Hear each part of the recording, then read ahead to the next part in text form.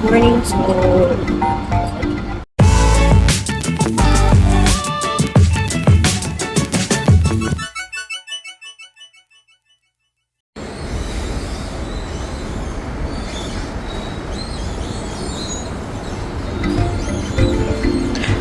Papunta nga pala kami sa building kung saan pwede ma-avail yung Klook ticket to Namsan Tower cable car.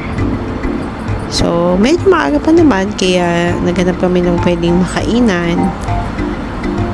And guys, samahan nyo lang ako sa pag-explore dun sa place na dinaanan namin. Malay nyo, one day, pumunta na rin kayo sa Namsan Tower. So, may idea na rin kayo kung saan kayo pupunta para mag-avail ng ticket if you will be purchasing tickets through Klook.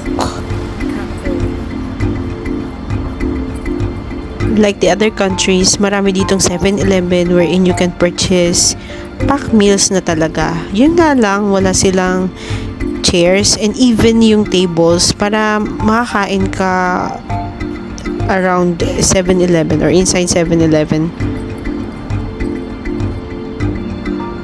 Sa area nga pa lang ito, merong signage dyan na maganda. Pwede kang magpa-picture. So, nagstay kami dyan at nagpa-picture kasi nag-aya yung anak ko. And we enjoyed taking photos. Kahit naman nag-iisa ka, pwede ka naman minsan makiusap sa strangers. Lalo na mababait naman yung mga Korean. And yung other travelers, madali namang makisuyo. Doon ka sa gitna na.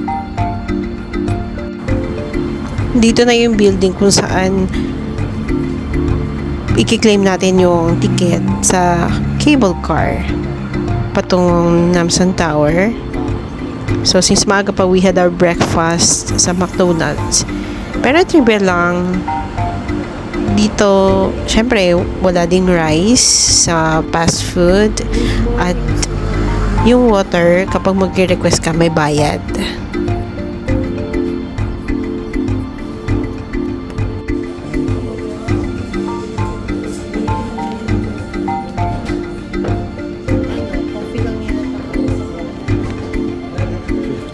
Ito na yung orders namin. Pancake. Nakapasok na nga pala kami dito, guys, at nakapag-claim ng tickets. Ito na yung office ng Klook. Yan. Diba? So, let's go.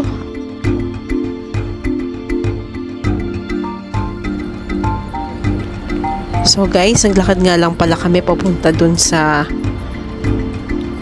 cable car. Kasi malapit lang naman ito from dun sa building ng kung saan nag-purchase or nag-claim kami ng ticket. At na-explore talaga namin yung city. Ang ganda siya, parang pag summer Baguio feels ang Seoul. Mainit pero hindi siya malisangan yung pakiramdam. So makikita mo talaga maraming puno at saka magaganda yung mga sasakyan nila.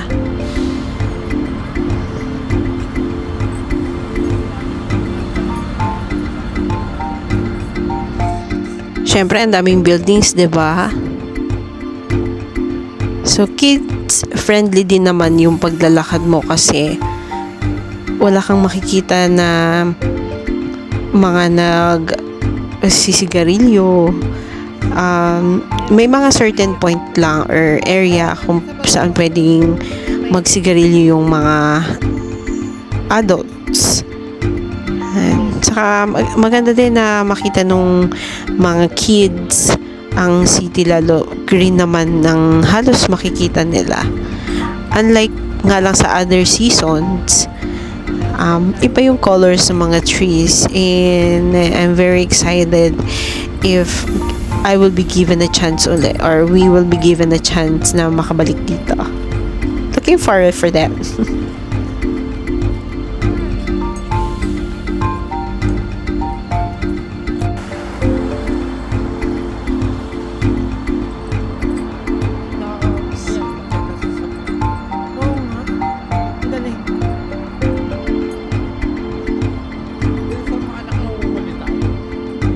Yan o, natatanaw ko na look at the Koreans, di ba? Parang ang lakas-lakas pa nila. Kahit yung iba may tungkod na, pero ang tiyaga nilang maglakad. Sobrang, siguro sa kanila talaga yung walking is the best exercise. Kaya siguro at their age, nakakaya pa nila humukbang sa mga very steep na mga stairs. Tiyaga nilang maglakad, di ba? How much more tayo, mas bata sa kanila. So, ito na yung lift papunta doon sa station para makasakay sa cable car. So, doon, ipipresent mo yung tickets.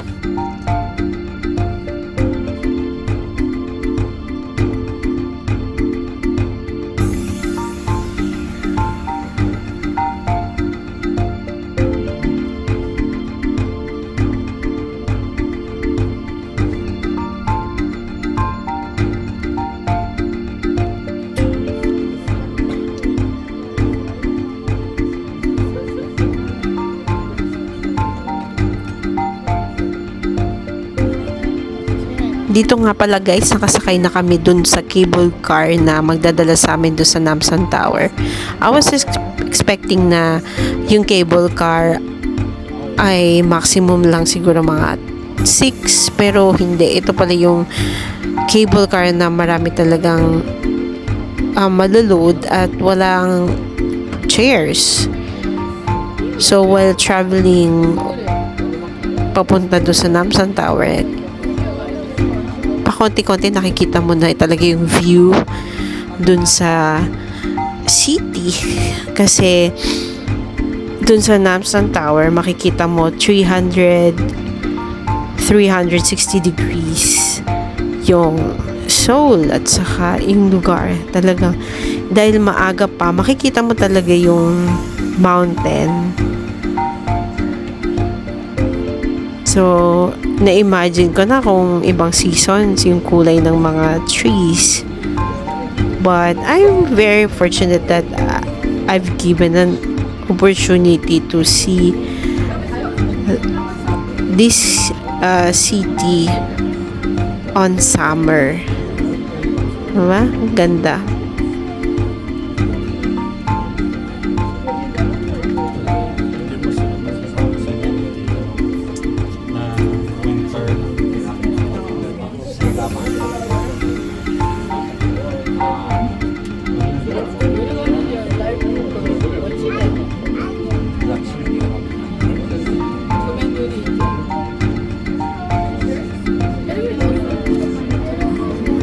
Ang ganda, no? Very Instagrammable. So, hindi ko maalala kung meron ba tayo ng ganito sa Pinas.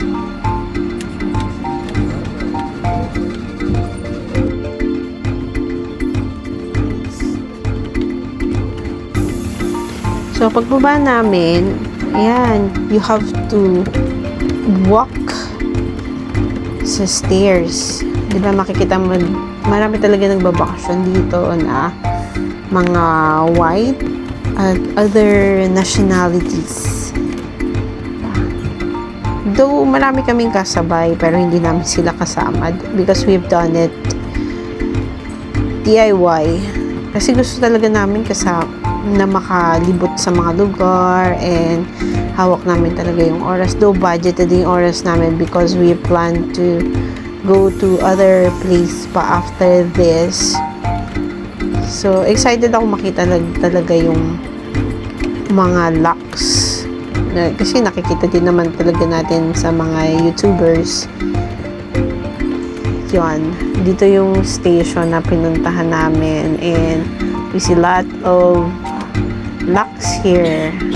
Yung padlocks. So, gaano na talaga kadami kaya itong mga to. At ilan na sa kanila yung until now they are holding their promises together. May hinahanap nga yung asawa ko dito pero hindi niya nahanap. Sa ibang YouTuber din. Sobrang ganda lang talaga, saka nakaka-amaze na maraming tao na pumupunta dito dami ding flowers, 'di ba? Alam mo naman, plantita katulad ko. Yan, no? Target ko talaga yung mga flowers. Kung pwede ka lang magdala. So, nagstay kami dito ng siguro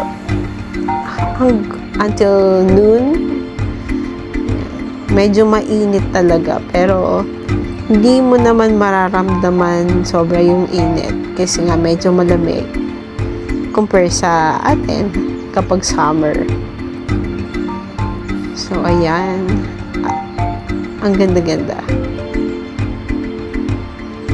So, hoping na yung ilalagay namin dito is one day mabalikan namin.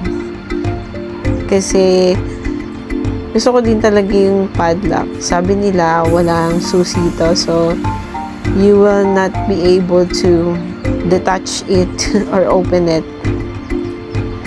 Sorry, ang haba-haba naman ng video ko pagdating dito sa mga flowers.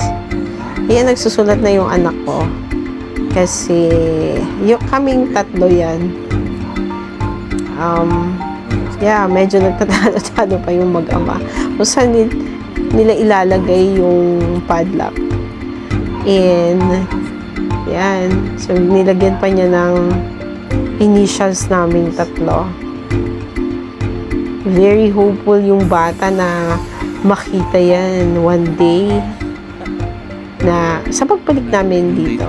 So, hoping na makabalik din kayo sa lugar na ito.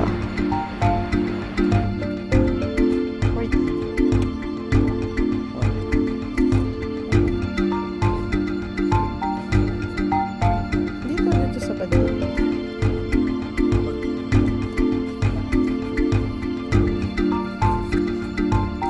Wala namang hindi po.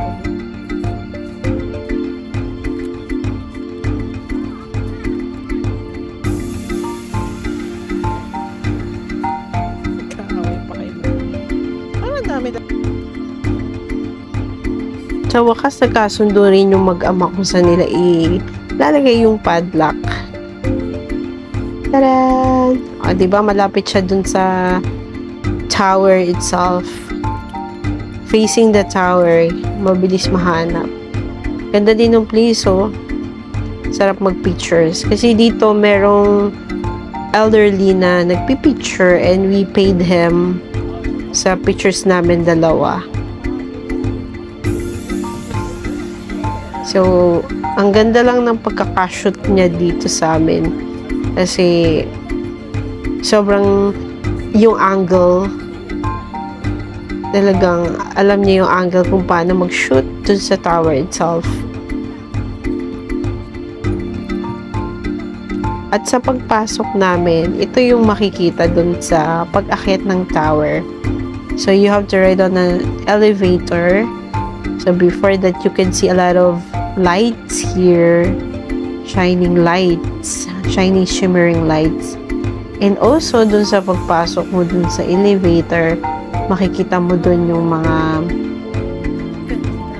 yung itsura ng tower itself. At may mga lighting din, katulad ng fireworks, mga illusions. I really like yung presentation kasi naglalaro yung mga lights. At saka nakaka-relax din. So, let's see what is inside the elevator. Sarap lang mag-take ng videos at saka photos. Nag-i-enjoy na yung anak ko sa mga nakikita niya. Yan, yung flowers. At syempre, ako, enjoy na enjoy. Parang bata. So, dito, may mga nakakasabay din kami mga ibang races. So, I'm not really sure if they're Koreans din. But look at this. Oh, wow! Kung titingnan mo, yung cherry blossom. Hoping that we will be able to return or come back. Yun daw yung itsura niya kapag summer. Diba? Ang ganda-ganda tingnan.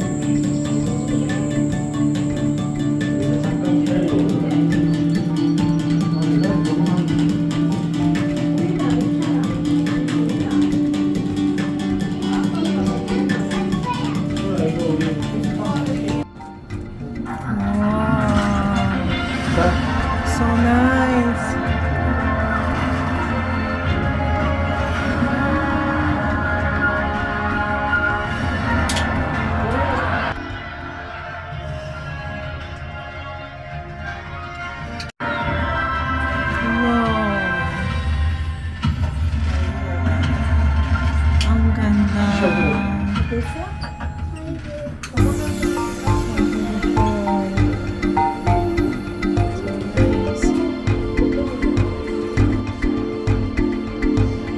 nakalabas na kami ng elevator and I'm very excited to see what is in there. Wow, look at this. Ang ganda, 'di ba? Kitang-kita yung city. Mas maganda syempre siya sa personal. So, look at the places. Ang ganda sa umaga talaga kasi makikita mo pa yung mountain. Kasi bandang tanghali, hindi mo na makikita. So, yan, 360 degrees, makikita mo yung Seoul. So, you have to move lang kasi paikot to see the other spots. Ganda, diba? So, na-imagine ko kapag ibang season, iba yung color niyan. Yung mountains. Look at this. Wow. Nakaka-amaze talaga kapag you're on the top at makikita mo yung place itself.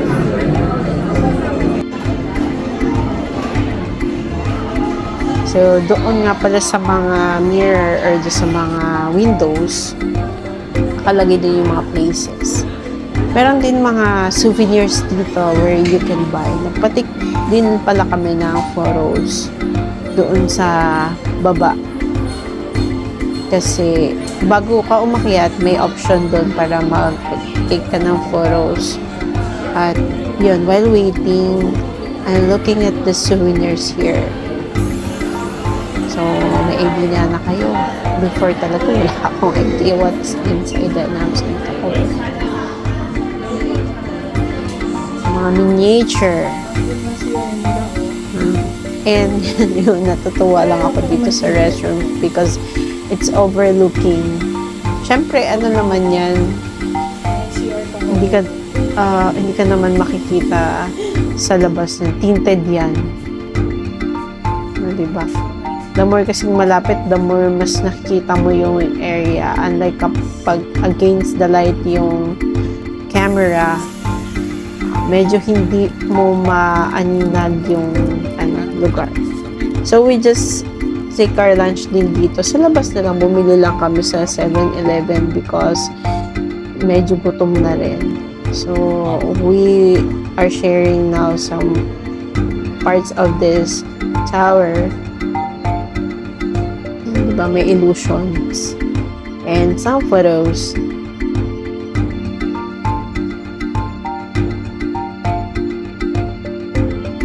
After this, sumakay na kami ng taxi papuntang Gyeongbokgung Palace. Yan. So, excited na kami suot yung hanbok, magsuot ng hanbok. Kasi nga, since this month is our 10th year anniversary or wedding anniversary, wala kaming grandiose na celebration and we just want to go to this place and wear the hanbok. So, para lang kaming kinasal ulit na may anak na. Yan, welcome to Gyeongbokgung Palace. Yan, si Daddy. Kaya ang init maglakad, pero hindi naman awkward kasi halos lahat naman nag-work.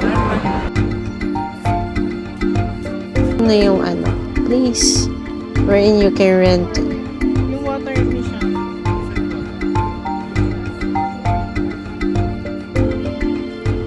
Pwedeng magpa-hair and makeup, pero we opted not to. Kami na lang nag-accessory namin because we're running out of time. Saka, ang haba ng pila, you have an option to choose 1 hour, 2 hours para masuot mo yung hanbok. And even maghapon. So, syempre, the charge will depend upon the time. Ayun. Gusto lang naman talaga namin ma-experience. Kaya naglalakad kami dyan, Tuwan-tuwa yung anak ko para siyang may apple or parang may tomato ba yun sa ulo. So, we're sharing our photos Yan, umaaura pa yung asawa ko. So, we just happy with the experience and nakita din namin yung loob ng palace. Though, we're not allowed to go inside talaga. And after mag-rent, you have to return. Pagkatapos namin sa palace, nagdiretso na ulit kami sa Mientong. So, food trip ulit kami.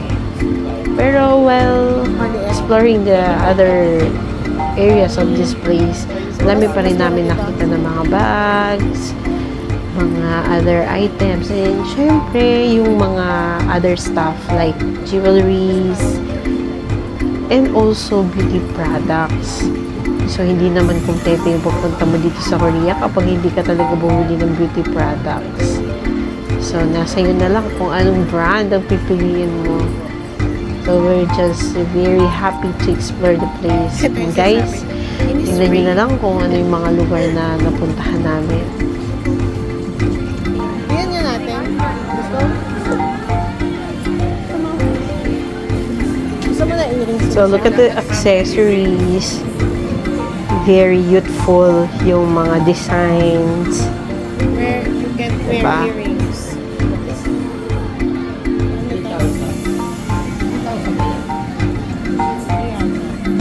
Misha, no. Don't hold it. Ano lang. Ay, yung mga luggage.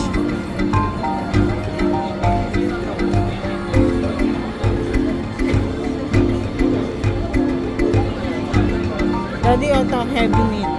Heavy knit.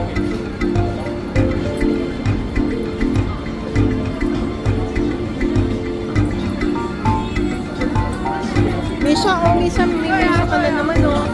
Misha shop.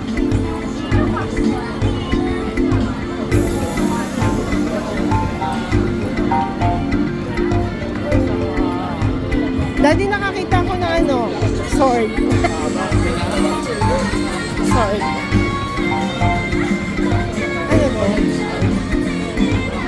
to? Collagen.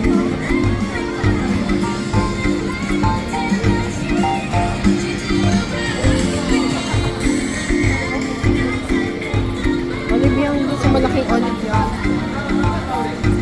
So, malaking Olivier.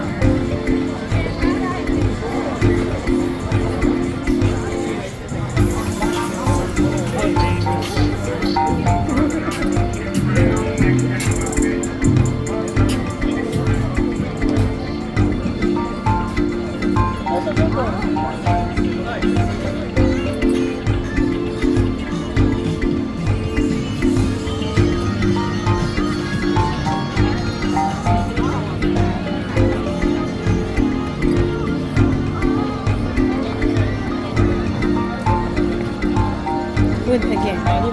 Doon pa tayo kay Olivia. Ayan, dami tao.